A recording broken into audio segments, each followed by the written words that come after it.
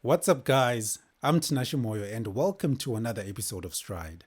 On this channel, my goal is to inspire people to take the first step towards their goals in life using my personal experiences. And on this episode, well, I had not intended to make it an episode because I just wanted to do a YouTube short, but then I noticed that I had exceeded 7 minutes, so I might as well make it an episode, you know what I mean? So well, yeah, it's more like a cheat, but then there are no rules to these things, right? Um, I mean, who cares, anyways? Do you care? If you do, leave your thoughts in the comment section below. But, anyways, um, I'll just be talking about convenience and the steps to making life easier for people. It's just something that I got to learn from someone I met. So, without wasting much of your time, sit back and enjoy. Centered, right? Yeah.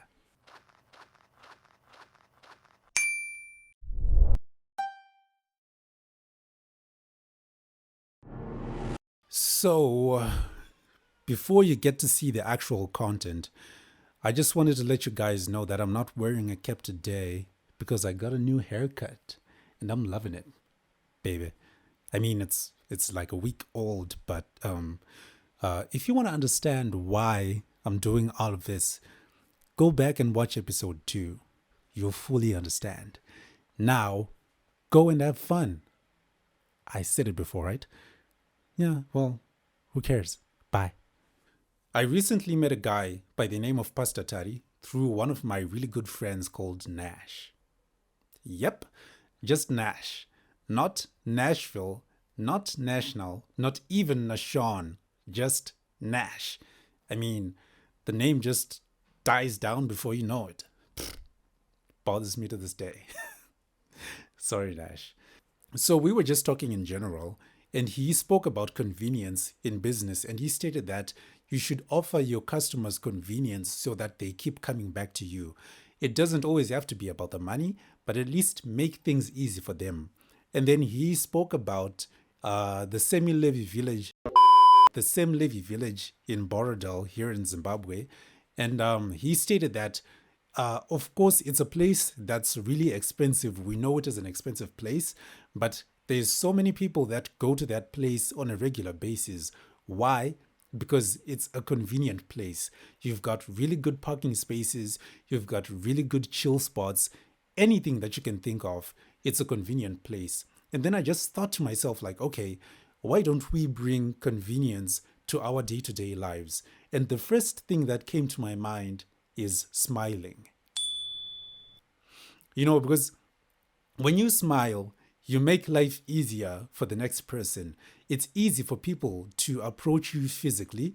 And, most of the time, it's just unfortunate that people think that being someone who mean mugs all the time makes you look tough. But then, hey, you don't have to be John Rambo in this world, And it's like we extract things from places like Hollywood or even music videos.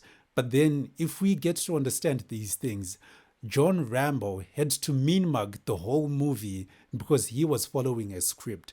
But in reality, Sylvester Stallone smiles, I think, most of the time. So it's like if we learn to live in reality, we can smile a little bit more. We can make things easier for people so that they can approach us without having to fear or something like that. The second thing that came to my mind was checking up on people.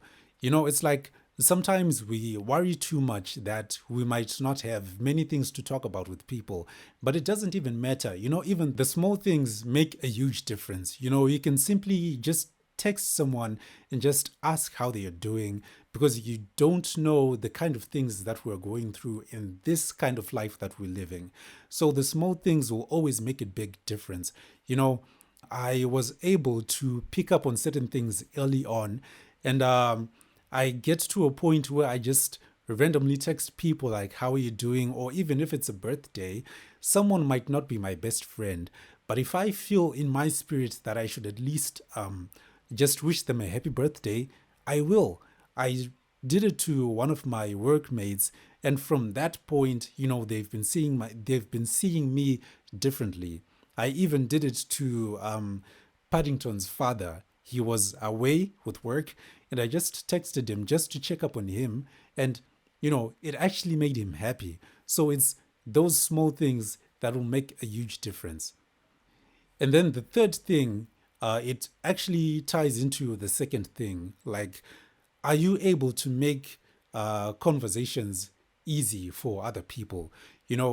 I've been a victim of things like conversations where, you know, you get to receive short responses, and then it's so hard for you to like manufacture the next thing you have to say. Like, I end up saying some of the stupidest things, some of the dumbest jokes, because it's so hard to, recover from things like that.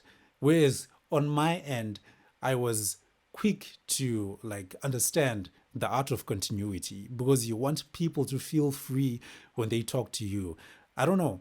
Sometimes I think we let so many things get to our heads that we feel like we're so superior. But I was able to understand things early on, that, we are all the same in God's image. So no one is bigger than the other, no one is better than the other.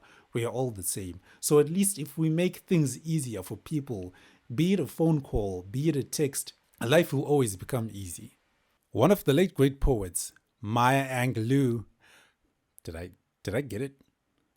Doesn't sound okay. Angelou. You know what? Maya Angelou. Ah, Maya Angelou once said, kindness is contagious. And then one of the golden rules in the Bible from Luke chapter 6, verse 31 says, do unto others as you would want them to do unto you. So, charity begins at home. It has to start with you. It has to start with me. It's got to start with us. Kind of sounds confusing, right? Is that not a sign for red flags? One of the key elements most people overlook is generosity.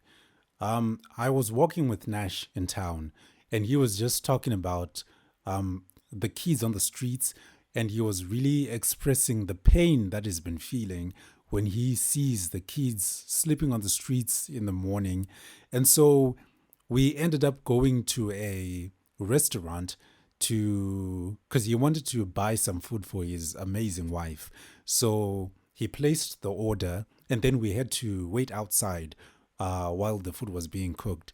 So as we were waiting outside, we just spoke a bit. When his order was done, he got back into the restaurant, and then I stayed outside.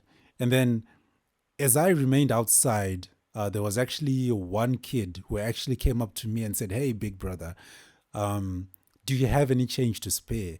And immediately I just said, "No." And then we left. So as we were walking, Nash then saw the group of kids, and he was like, "You see, it's things like these that really break my heart." And then immediately something just dawned on me. And then I just said to Nash, some of these things we just tend to overlook, because when kids ask for, some money from us, the thing that we quickly do is just say no, because we're so used to it.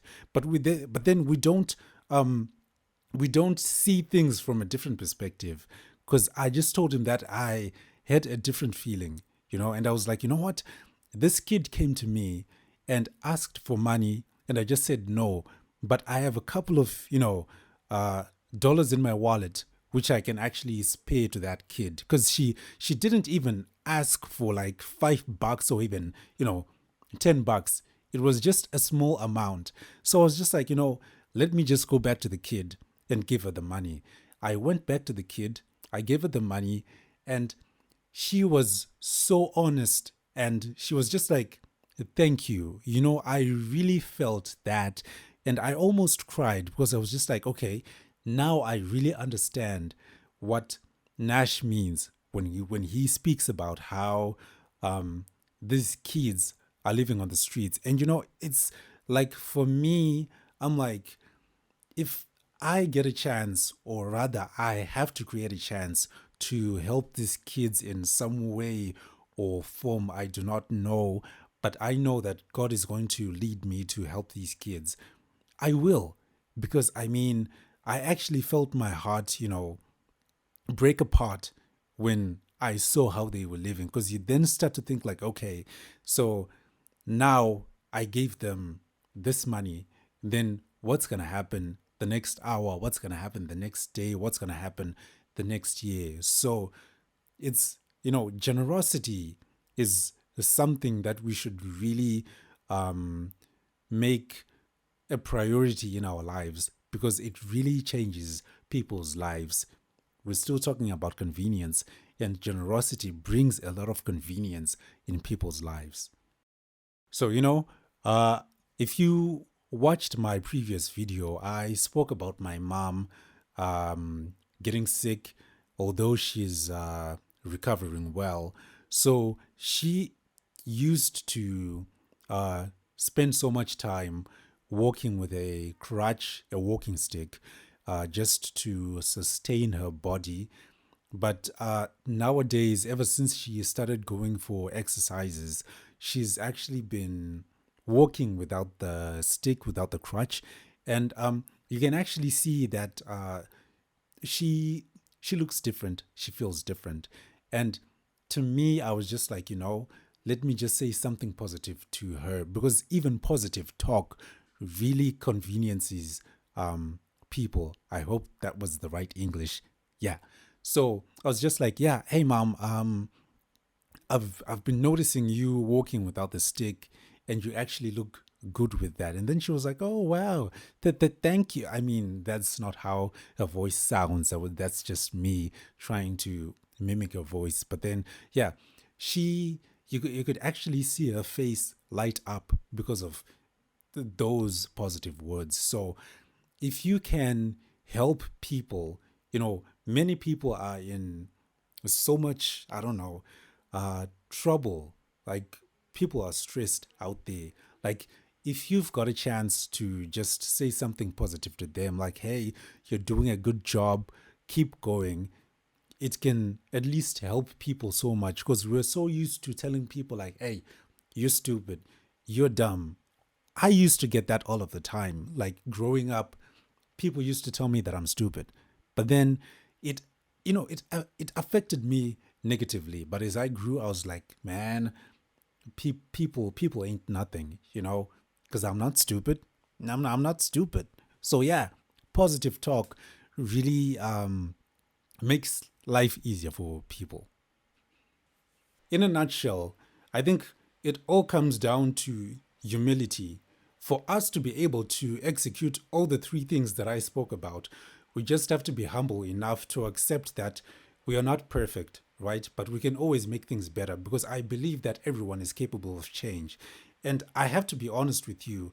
When I was recording this is like, I don't know, like the ninth take.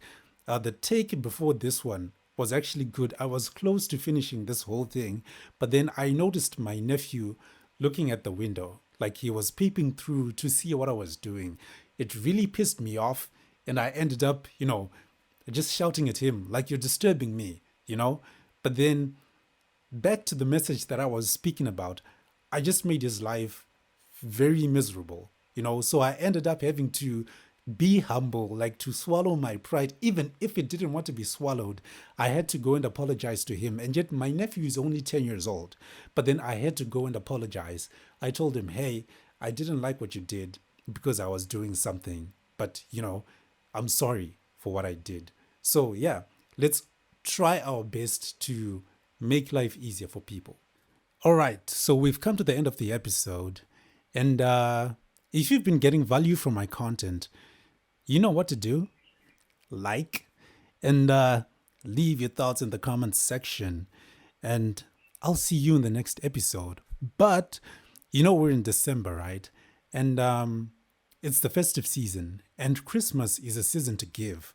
So, one of the best gifts for your loved ones, is a link to my YouTube channel. You didn't see that plot twist coming. I'll see you around. Bye.